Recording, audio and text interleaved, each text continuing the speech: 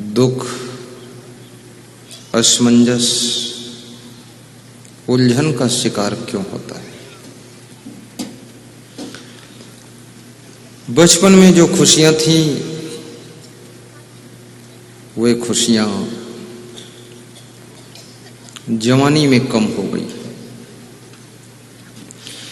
जवानी में जो थोड़ा सा आनंद था, बुढ़ापा आते आते वो भी विदा हो जाता है। और जीवन भर मनुष्य को दुख देने वाला कोई मनुष्य ही होता है। आप पशु पक्षियों से उतना दुखी नहीं है जितना मनुष्य से दुखी है। तो इस दुख से पार होने का उपाय क्या है? चिंता और असमंजस, टेंशन और तनाव, इससे क्या हानियां होती है? महात्मा विदुर कहते हैं, जब मनुष्य चिंता करता है तो संतापाद भ्रष्यति रूपम, उसके सुंदर रूप का विनाश हो जाता है। इसलिए आप देखते होंगे कि ज्यों-ज्यों मनुष्य की उम्र बढ़ती है त्यों-त्यों उसका चेहरा बदसूरत होता चला जाता है।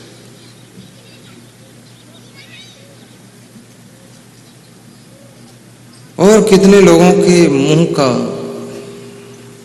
शक्ल इतना बिगड़ गया है,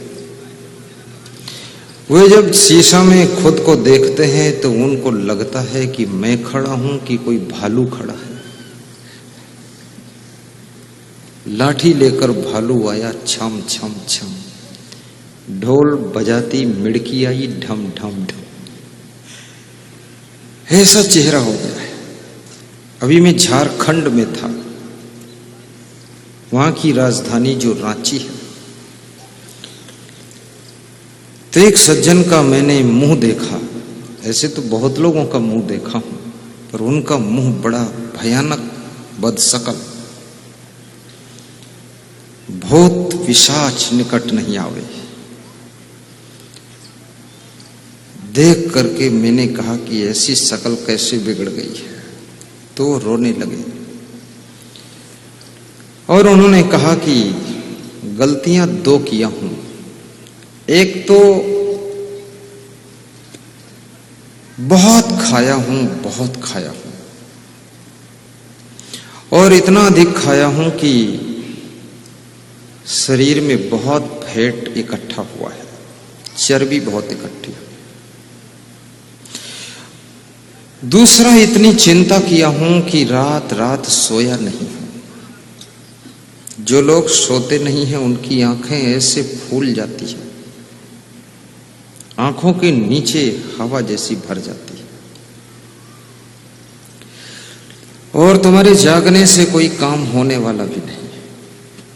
इतना जरूर है, जितना ज्यादा तुम जागोगे उतना ज्यादा तुम्हारा स्वास्थ्य बिगड़ता जाएगा। बहुत अच्छे डॉक्टर से पता लगाया गया है मनुष्य को कितना सोना चाहिए।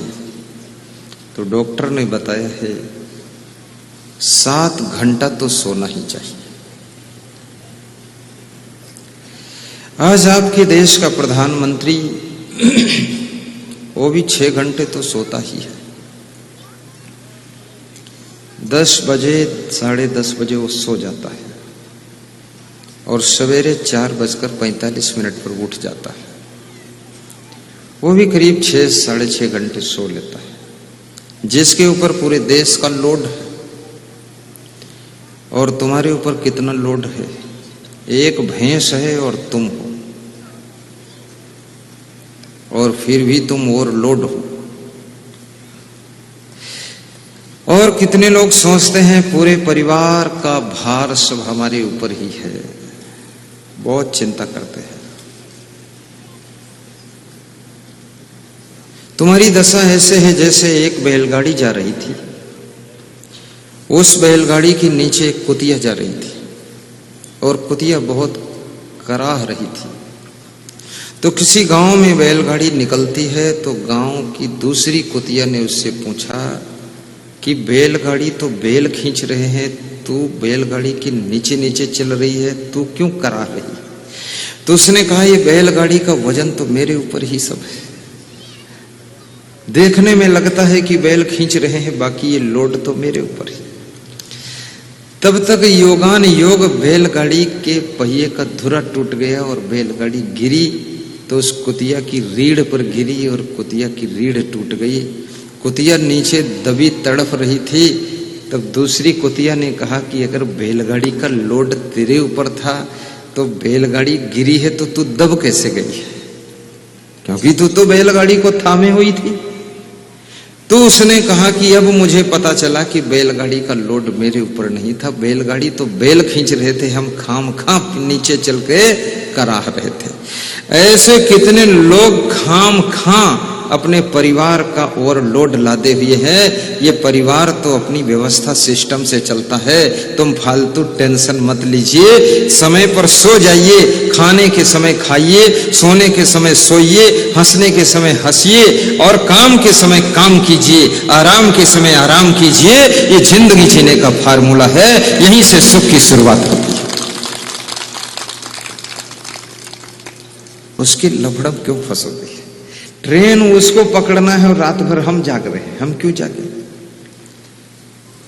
तुम्हारे बच्चे को पढ़ना है, वो कुंभकर्ण की तरह सो रहा है और उसकी मां डंडा लेकर बैठी है, नालायक को जगा रही है कि उठो लाल आंखें खोलो, चाय लाई हूं मुंह धो लो, बीती रात कमल दल फूले, उनके ऊपर भौरे झूले, उठ जा कुंभकर्ण।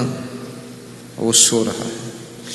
पढ़ने वाला पढ़ना नहीं चाहता है और जिसकी पढ़ने की उम्र निकल गई वो डंडा लेकर उसको पढ़ा रहा है।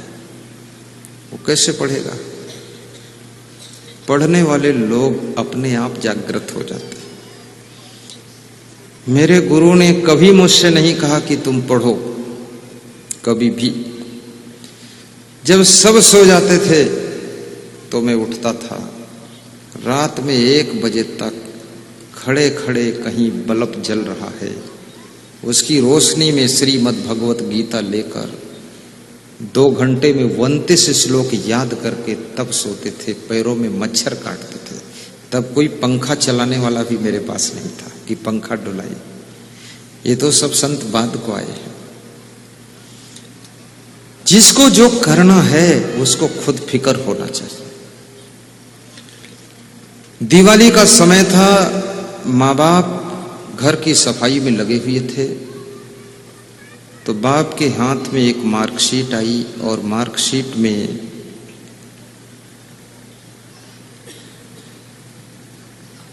लिखा हुआ था फेल।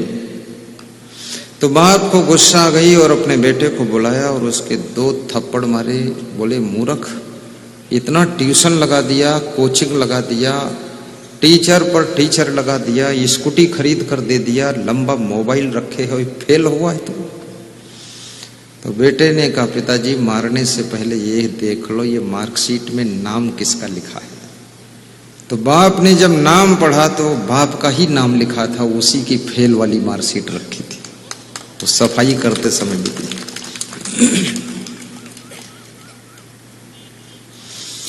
लेकिन ये भी याद रखना, आपका बाप फेल हो गया इसका ये मतलब नहीं कि तुम भी फेल हो जाओ। बाप नहीं पढ़ पाया इसका मतलब ये नहीं तुम भी मत पढ़ पाओ। बाप महान नहीं बना इसका अर्थ ये नहीं कि तुम भी शैतान बनो।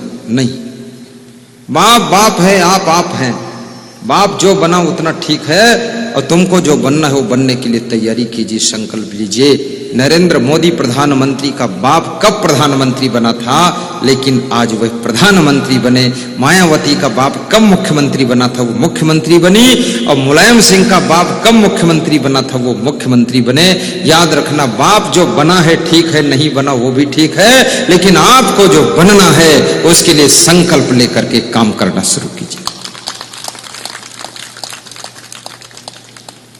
तुम्हारी मां पढ़ी लिखी हो न हो,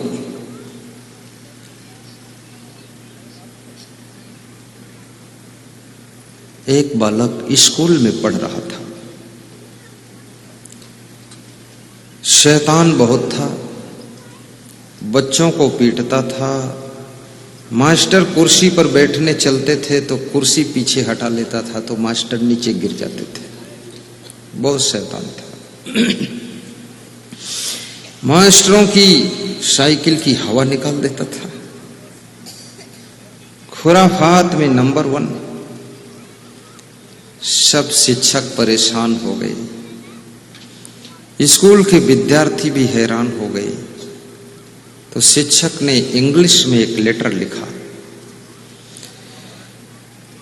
और उस लेटर को उस बालक के हाथ से उसके घर भिजवाया। उस बालक का बाप पहले ही मर चुका था, केवल मां थी, और कहा कि अपनी मां को दे देना। उस बालक ने लाकर वो लेटर मां को दिया और मां ने जब पढ़ा तो मां थोड़ा सोच में पड़ गई। तो बालक ने कहा कि मां, मेरे शिक्षक ने इसमें क्या लिखा है, पढ़कर सुनाओ तो सही। तो मां ने कहा, बेटा, इसमें लिखा हुआ है कि आपका बेटा बहुत बुद्धिमान है और इसका दिमाग इतना तेज है कि इसको हम लोग पढ़ा नहीं सकते, हमसे ज्यादा नॉलेज है इसको कोई बहुत अच्छे टीचर से पढ़वाइए।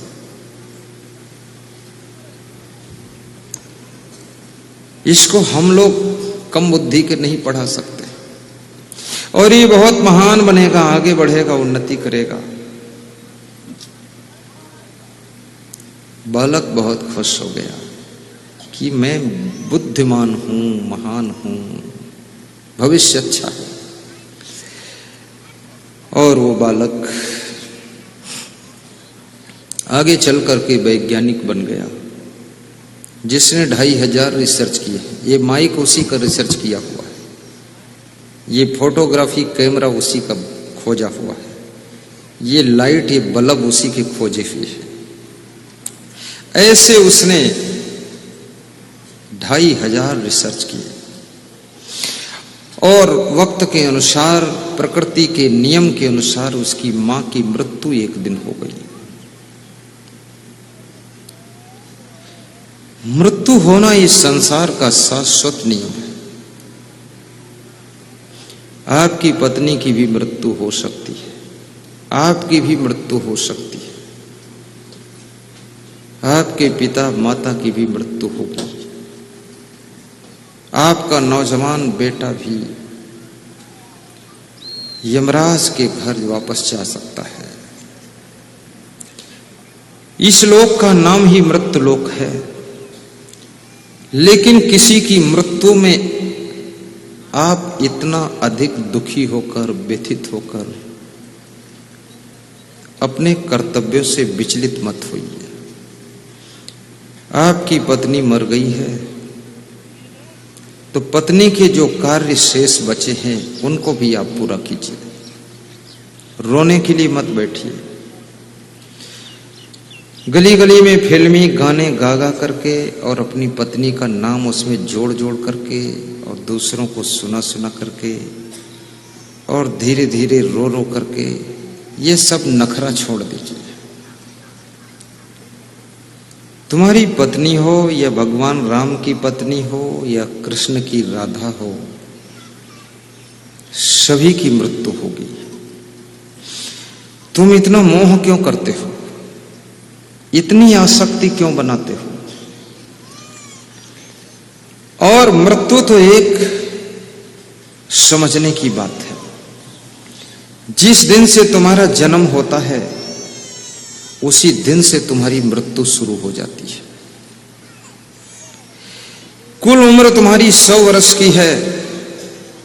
याद रखना, अगर 10 वर्ष तुम जी चुके हो तो इसका अर्थ क्या हुआ? 100 वर्ष में 10 वर्ष तुम खर्च कर चुके हो, अब 90 वर्ष और जीना बचा है। यानी 100 वर्ष में 10 वर्ष मर चुके हो, अभी 90 वर्ष और मरना बचा है। अब 10 वर्ष मर चुके हो, उस मरने का किसी को दुख नहीं है। हर मां कहती मेरा बेटा 10 वर्ष बड़ा हो चुका है, हर मां कहती मेरा बेटा 20 वर्ष का बड़ा हो चुका है, और हर दादी कहती है मेरा पोता अब जवान हो चुका है, 25 साल का है, अब शादी होगी, बहू आएगी, लेकिन तुमको दिखाई नहीं देता है मोह के कारण कि तुम्हारा बेटा 20 वर्ष छोटा हो चुका है। कुल उम्र में 20 वर्ष ये खर्च कर चुका है, तो 20 वर्ष कम हो चुका है, 20 वर्ष ये टोटल में छोटा हो चुका है, ये 20 वर्ष मर चुका है, अब इसको 80 साल और मरना बाकी है, 80 साल और जीना बाकी है, 80 साल और खर्च करना बाकी है। तुमको उधर से दिखाई ही नहीं देता है, तुम इधर से देखते हो कि 20 साल का बड़ा हो गया है, पर सच्चाई ये है कि कुल उम्र में 20 साल छोटा हो गया है।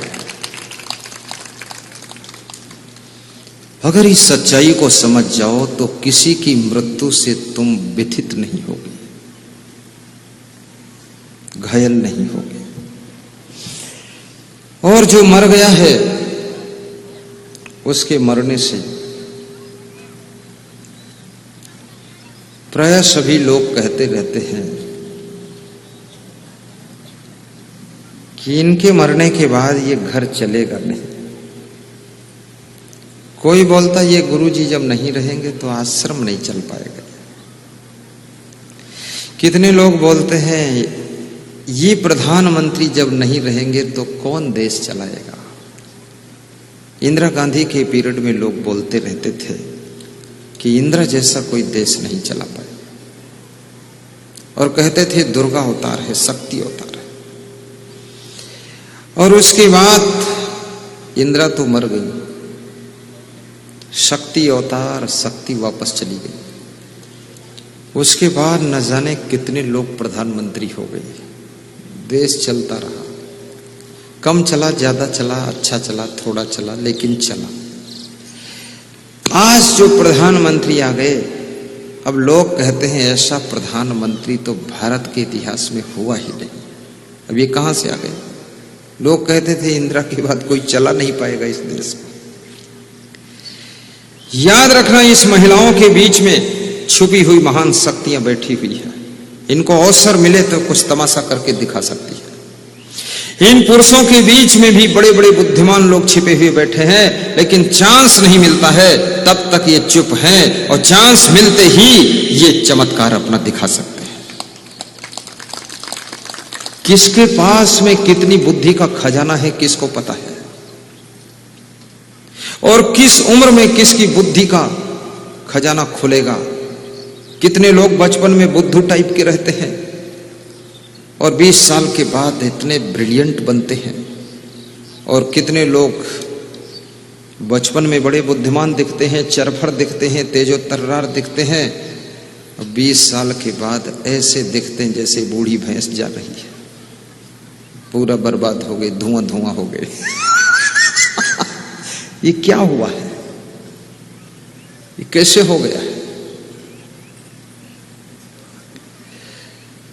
हम जब शुरू में आश्रम आए तो हमारे गुरुजी कह रहे थे सब तो ठीक है, लेकिन ये सब रावा ढावा तुम चला पाओगे कि नहीं? तो हमने कहा जरूरत ही नहीं चलाने की, ये सब अपने आप चलेगा। तो बोले कि कंट्रोल नहीं कर पाओगे सबको। तो हमने कहा आप तो है ना, आप कंट्रोल कर रहे हैं। अब देखिए मेरी किस्मत, अभी भी मेरा गुरु कंट्रोल कर रहा है। गुरु 99 साल का है और मैं 32 साल से साधु बना हूं, मुझे जरूरत ही नहीं पड़ी है।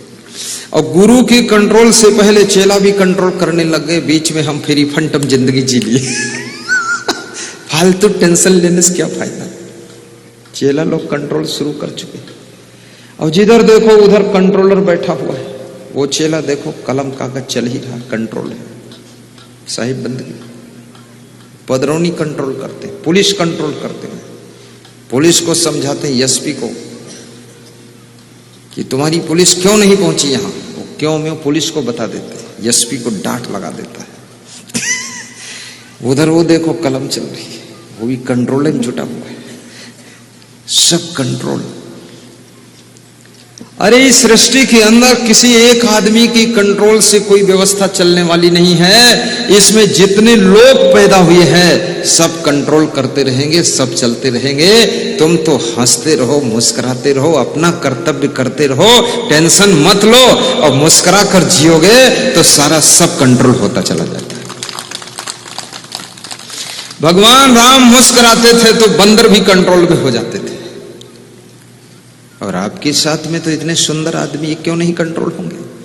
सासू को कला सिखा देता हूं कि बहू के पास बैठकर थोड़ा मुस्कुराया करो और कहो कि बहू तेरा बहुत दिनों से इंतजार था, आई तो है पर देर में तू आई है और तेरे आने से मेरा दिल भर गया, धन्य है तू।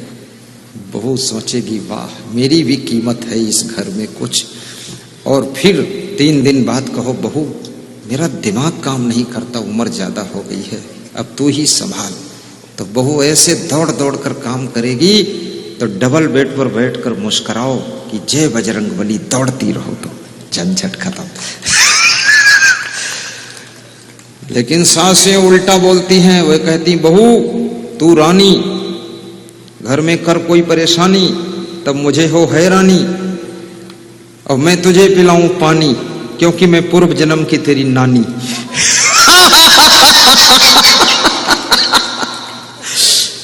पूरा नरक बना रखा है। शुरू से ही उसको ढंग से सेट करो और बहू को बहू मानो, बेटी वोटी मत मानो।